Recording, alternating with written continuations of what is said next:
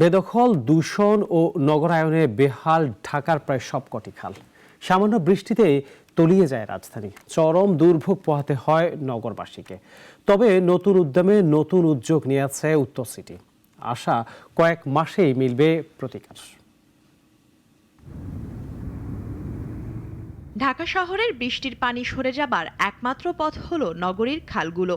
গেল বছর বেসরকারি গবেষণা প্রতিষ্ঠান রিভার অ্যান্ড ডেল্টা রিসার্চ সেন্টারের এক গবেষণায় দেখিয়েছিল রাজধানীর বেদখল খালগুলোর মাত্র 15টি খনন করলেই জলাবদ্ধতা সমস্যার প্রায় 80% সমাধান হতে পারে। 60 ফিট ছিল, পরে সরকার 70 ফিটের বরাদ্দ করছে, দুই পাশে 10 ফুট হবে।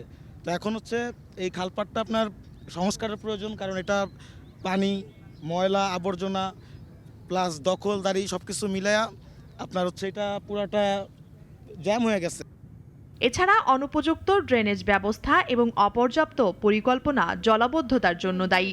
তাই যেসব এলাকায় বেশি জলাবদ্ধতা দেখা যায়, খননের জন্য চিহ্নিত খালগুলোর ওইসব এলাকার সঙ্গে যুক্ত করা খালগুলোর মধ্যে সংযোগ স্থাপন নিশ্চিত করতে হবে মনে করেন বিশেষজ্ঞরা। আরডিআরসির চেয়ারম্যান মোহাম্মদ এজাজ এখন উত্তর সিটি কর্পোরেশনের নতুন প্রশাসক। তিনি বলছেন, গতানুগতিকতার গণ্ডি পেরিয়ে নতুন উদ্যোগ নেওয়া হয়েছে। বর্ষা মৌসুম সামনে রেখে 4 মাস মেয়াদের 3টি পরিকল্পনায় এগিয়ে যাচ্ছে খাল সংস্কারের কাজ। প্রাথমিকভাবে কাজ চলছে 19টি খালে। ইমিডিয়েটলি উদ্ধার করা যাবে, এটা হচ্ছে প্রায়োরিটি। মধ্যমেয়াদী হচ্ছে যেগুলো আপনি বললেন যে স্থাপনা আছে, চিকন হয়ে গিয়েছে, সেটা উদ্ধার করতে হবে। এটার জন্য জরিপ লাগবে, কিছু করা হয় নাই কিন্তু। আর লং রানে হচ্ছে যেগুলোর উপর দিয়ে রাস্তা হয়ে গেছে, 10তলা বিল্ডিং আছে, এটা তো ভাঙার সিচুয়েশন করতে হবে। 19টি খালকে আমরা আইডেন্টিফাই করেছি 2 সিটি কর্পোরেশন মিলে, যেগুলো আমরা এই মুহূর্তে উদ্ধার করার প্রক্রিয়া শুরু করতে পারব। নগরায়নের প্রভাবে হারিয়েছে ঢাকার অন্তত 15টি খাল। বেদখল হয়ে যাওয়া খাল উদ্ধারে কঠোর হওয়ার কথাও জানিয়েছেন উত্তর সিটির প্রশাসক। Will do that. আমরা জরিপ করছি, তারা কি বলুক না বলুক বিষয় না, আমরা তাদেরকে নিয়ে তাদের পক্ষের জরিপের লোক রাখবো, নাহলে তারা বলবো আমরা একতরফা করছি। আমরা 2 পক্ষের জরিপ করে পাবো, ভেঙে দেব। বেশ কিছু খাল দূষণে আর মানুষের অসচেতনতায় ভরাট হয়ে গেছে। খালগুলো পরিচ্ছন্ন রেখে পানির প্রবাহ ধরে রাখার দায়িত্বটুকু পালন করতে পারেনি সিটি কর্পোরেশনগুলো।